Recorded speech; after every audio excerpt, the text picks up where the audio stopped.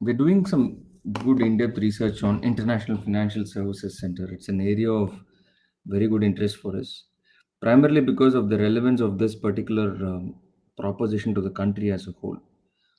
So last time we saw some time back what IFSCs are.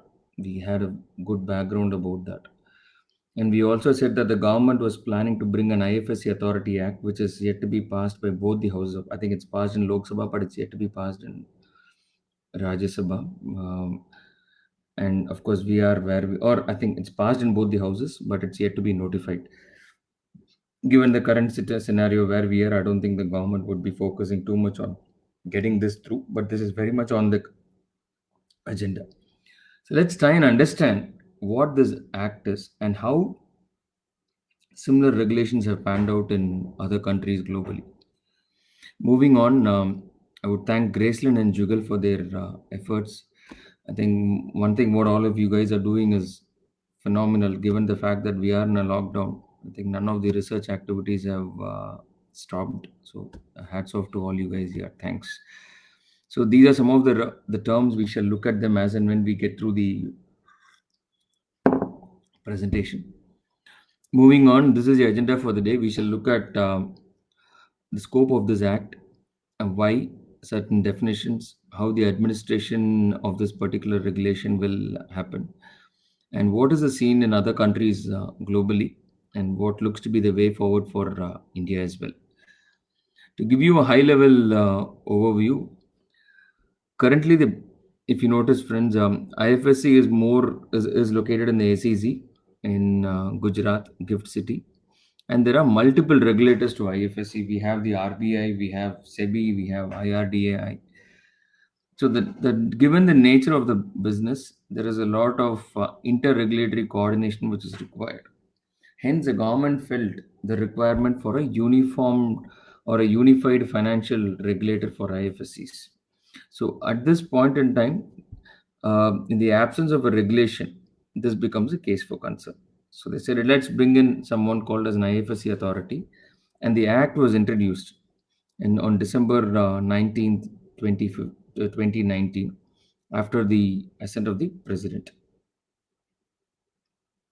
So, what are the objectives of this particular act? As we saw earlier, the main objective was that to bring in a single regulator for regulating various activities of IFSC, primarily because in IFSC, the people who are going to deal with are people who otherwise have a choice of working in London or New York or Hong Kong or Singapore.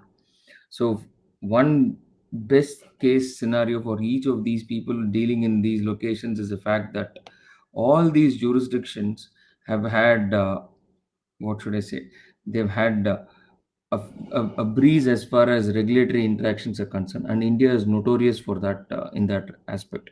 So, to bring down the extent of regulatory friction, they felt it's better to have a single authority, and they also felt that the fact that if a single authority is there, all the financial services business which was thus far happening in other jurisdictions might get transferred to India, or at least prospective businesses which get created would happen out of India, and therefore we will have a good deal of financial services business which is thriving out of IFSC.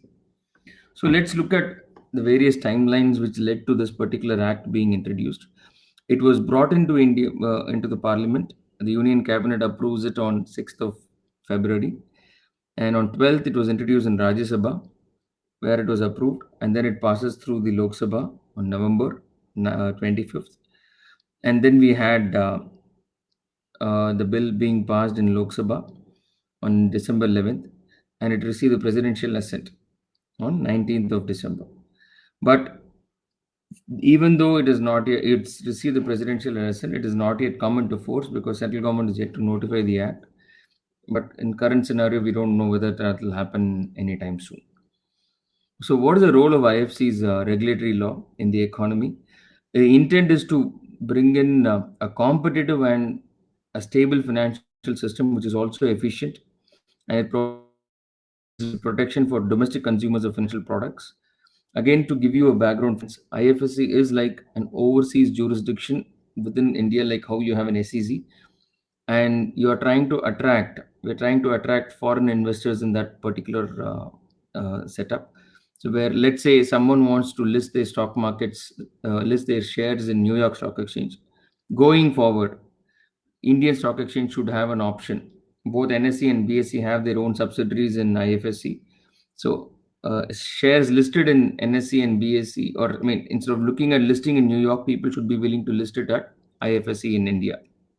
So for that, what is the regulatory comfort which you're planning to give? I think that's where the whole logic behind an IFSC scheme is concerned. And this law is brought in to regulate or protect the interests of the various stakeholders.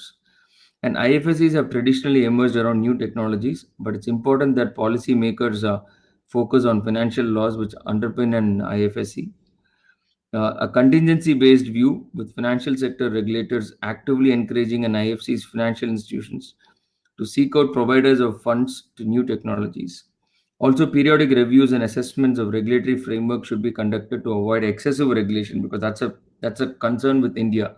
We're always known to be excessively regulating any particular function. Coming back again, we saw this in our last webinar discussion as well. So, what is the meaning of financial services under IFSC Authority Act? So, financial services, we saw there were 12 main services which any global financial service was engaged in. And as far as IFSC is in India, and it can be a mix of any of these 12. We had global, regional, and international IFSCs and national IFSCs. So, here, financial services technically refer to a plethora of activities, which is buying, selling, or subscribing to financial products, acceptance of deposits, safeguarding and administering assets, effecting insurance contract, management of assets consisting of financial products belonging to another person, exercising any right associated with the financial product, establishing or operating an investment scheme, maintaining or transferring records of ownership of a financial product, underwriting the issuance or subscription of a financial product, providing information about a person's financial standing or creditworthiness, selling, providing, or issuing stored value or payment instruments or providing payment services, making arrangements for carrying on any of the above, rendering advice or soliciting for the purpose of buying or selling, subscribing to a financial product, and any other service as notified by the central government. So it's a fairly wide variety of complex services which can be done out of an IFSC. And every transaction of an IFS of a financial service in an IFSC shall be in such foreign currency as may be specified by regulations and consultations with the central government. Friends, believe me, this is the future. If you need to do really well in advisory or financial services, this is an area of focus which none of us in this industry can afford to ignore. So, if you look at the Act, first it talks about the authority, the composition, the powers, what it can do, finance and accounts, and powers of central government, and certain miscellaneous provisions. We won't be getting into detail. We'll quickly look at the highest level. So, establishment of the authority. First, the central government by notification shall obviously bring in an authority where the head office shall be placed, and it shall have powers to enter and execute contracts, acquire, hold, or dispose mobile and immobile properties, as well as sue or be sued. Of sorry, if you look at the authority, it shall have one chairperson who shall be a whole-time member and shall have powers of general superintendents and directions in respect of all administrative matters. One ex officio member, each to be nominated by SEBI, RBI, IRDA, and PFRDA, because these are the bodies whose regulations are being unified under the IFSC. Two ex officio members from the Department of Finance to be nominated by the central government, and two members appointed by central government on recommendations of a selection committee, and the selection committee shall be constituted by the central government.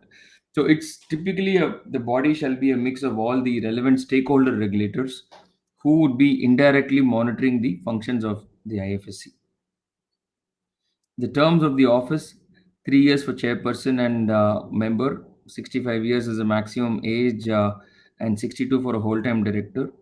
And all the terms shall be as uh, may be prescribed in this service. And any member shall not accept employment under central government or state government in any financial institutions in IFSC for 2 years from the date of cessation, more from a conflict of office position. And the CG has a right to remove any member as and when it may deem appropriate. Similarly, similar to any Companies Act meeting shall be presided by majority, shall be decided on the basis of majority of votes. The chairperson will be the one who shall have the casting vote, and he shall decide. And if in his absence, any member chosen by the member shall be given the similar authorities of the chairperson. What are the powers and functions? I think that's more important.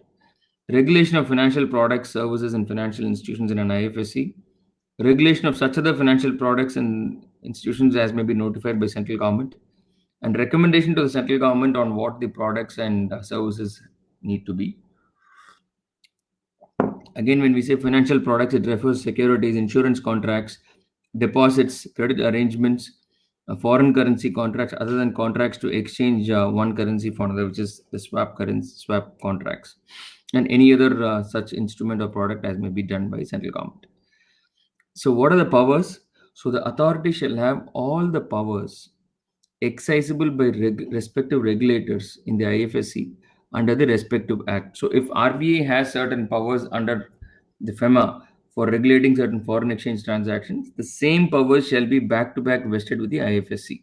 So, it has the powers of RBI under RBI Act, Banking Regulation Act, DICGC, FEMA or CIS or Government Securities or Payments and Settlement System. It shall have the powers of SEBI under SCRA, SEBI Act and Depository.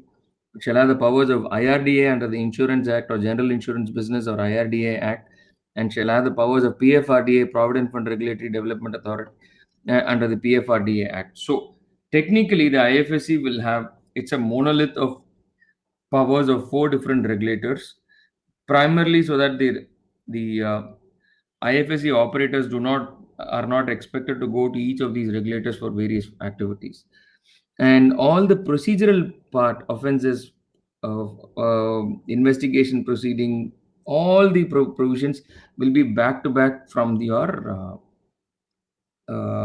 respective act, and whatever money it realizes in foreign exchange will go to the Consolidated Fund of India, similar to where the tax collections go. So finance, accounts, and audit. So the central government may grant as funds as may be allocated by the parliament, and the amount to be credited and all grants, fees, and charges received by the authority shall be credited to the fund, consolidated fund, and any application of fund like salaries, etc., and other expenses shall be incurred out of the fund, not the consolidated fund. It's the fund for the purposes of IFSC. And CAG shall be, annual account shall be audited, and it shall be audited by the CAG of India. So typical to how any other central government agency operates, IFSC shall operate. So it is not an independent regulator like your RBI. So it falls within the ambit of the central government as far as fund allocation, and it is subject to CAG. So the authority shall constitute a performance review committee, which shall be done once every year, and the report shall be submitted to the authority, and a copy of it shall also be sent to the central government. And the committee shall maintain a system for a person to submit the incidents of non-adherence, misappropriation, abuse of powers, and non-compliance. All your regular governance procedures are taken care. Maintenance of website returns and respective reports shall also be part of the IFSC's mandate, and a copy of the report shall be given to both the houses. And what are the powers of central government when it comes to IFSC? The central government may supersede the IFSC for a period not exceeding 6 months if the authority is unable to discharge its functions, or where there is a persistent default, or where the government feels in public interest it is required to do so. And the effects of publication of notification for supersession, the chairperson and members shall vacate their offices from the date of supersession. And all powers and duties shall now move to central government. So typically, where the central government steps in to take over the provisions of the powers of any regulator, all these are, you would see the same provisions in IRDA or RBA Act. Power to modify provisions of other enactments relating to IFSC. So the central government may direct the provisions, rules, regulations, etc. issued under any other central act shall not apply to the financial products or services of an IFSC. And the way this works is, so because let's assume a typical insurance contract has certain caveats which may not apply to an international contract which happens out of IFSC. So under such circumstances, the central government has a right or the powers to move in and sort this out by way of a modification.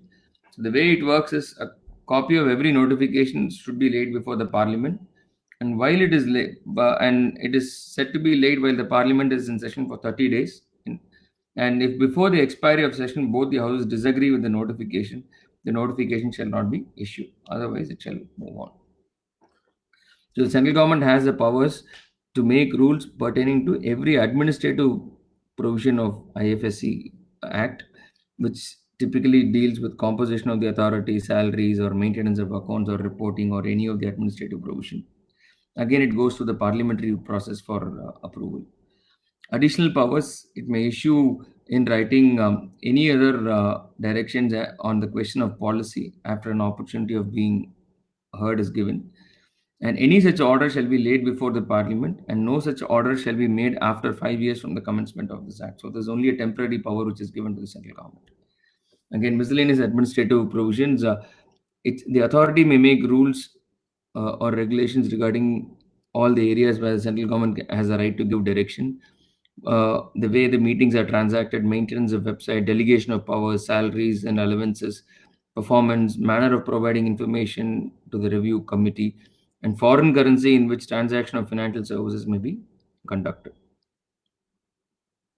So, additional provisions, the authority may delegate to any member or officer or form committees of members for delegation of powers. The members, officers, and employees of the authority shall be deemed to be public servants. No suit, protection, or legal proceeding shall lie against the central government. The authority shall not be liable to any laws or enactments of taxation, including Income Tax Act. So that's a very significant. So the authority need not pay tax. It's only the authority, not the constituents of the authority. The provision shall have an overriding effect on any other law. Now, this is as far as the Indian situation. Let's try and understand how the IFSC provisions pan out in other jurisdictions. In Singapore, you have the MAS, the Monetary Authority of Singapore, which is the central bank of Singapore, and is an integrated supervisor like your RBI, overseeing all financial institutions, banks, insurers, capital market intermediaries, financial advisors, and stock exchange. So you look at the difference. In India, you have SEBI, you have IRDA, you have RBI. In Singapore, it is just one authority, MAS. And MA is responsible for administration of Banking Act, Insurance and Financial Advisors Act, which provide for regulation of financial services and markets in Singapore. And one thing, Singapore itself is an IFSC. You don't need to look anywhere. Itself, it's a global financial services center. And if you look at the departments of MAs, as we saw, we have banking, insurance, capital market, policy, risk, and surveillance. So anti-money laundering is one of the serious functions of MAs. London is another. It's number one in the world at this point in time for financial transactions. New York is the largest IFSC. So after the financial crisis of 2018, a new regulatory framework for UK's financial sector came into effect.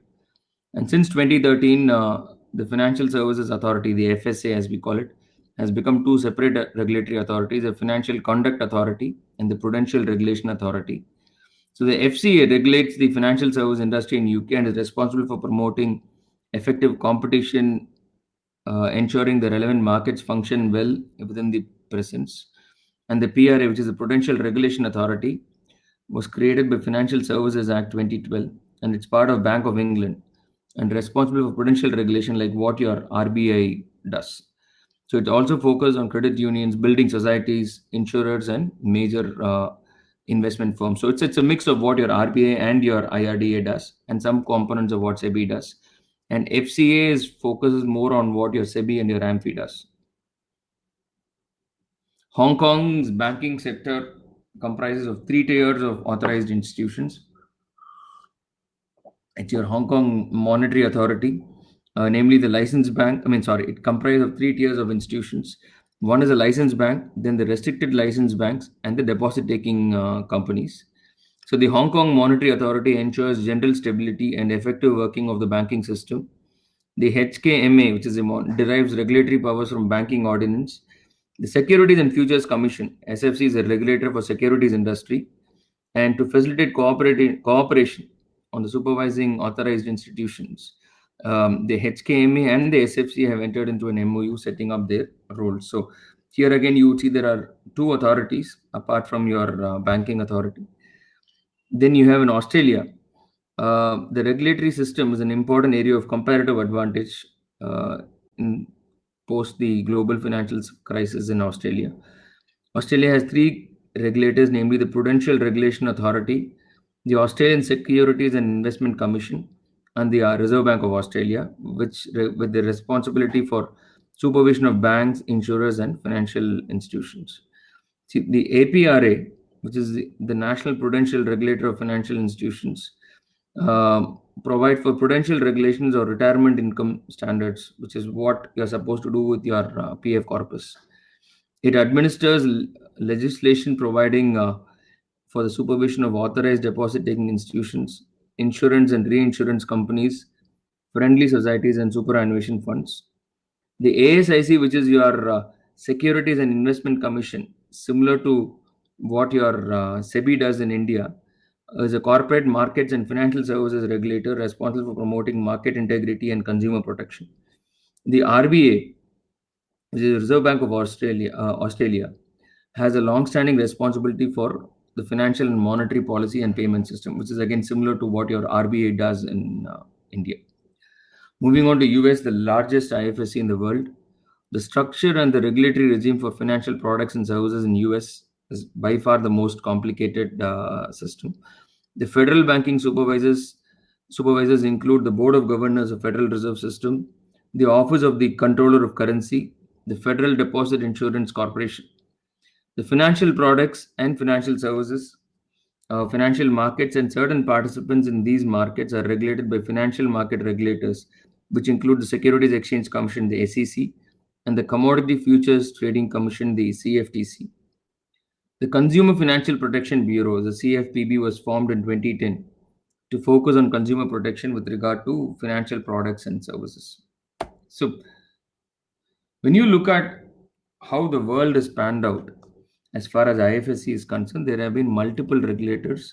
And when you look at island countries like Singapore or Hong Kong, uh, the national and the IFSC regulators have remained more or less one and the same. They haven't specifically had that case. But as far as India is, I mean, you look at New York. The New York itself is structured as an IFSC more because of the ecosystem what it provides. But the way India is moving on is India is trying to carve out a jurisdiction which will only focus on IFSC transactions. And a 105 hectare zone is literally like a small country like a Singapore, you might call it. So for us, having a unified regulator with integrated responsibilities looks to be a good idea. Countries such as Australia, whose financial sector and regulatory systems have emerged from crisis, is a good example. The initiative, what we have taken, is a great move, which will definitely avoid regulatory overlap. And over a period of time, the framework should deploy mechanisms to inspect supervision loopholes and identify internal communication disorders. And more importantly, the integrated financial sector, what regulator, what we have provided, what we intend to have, would provide stimulus for further development of IFSCs in India. We saw that the currency trading volumes now are about $1.8 billion a day, which is definitely not bad. But compared to where London is, which is $3,500 billion a day, or New York, which is $1,500 billion, we've got a long distance to catch up. And the fact that we've made a beginning in the right direction is definitely a commendable step. And we hope in times to come, IFSC would play a significant role in stabilizing our economy, especially in the foreign currency dealings. So these were some of our thoughts, friends, which we thought we shall share on this pertinent topic.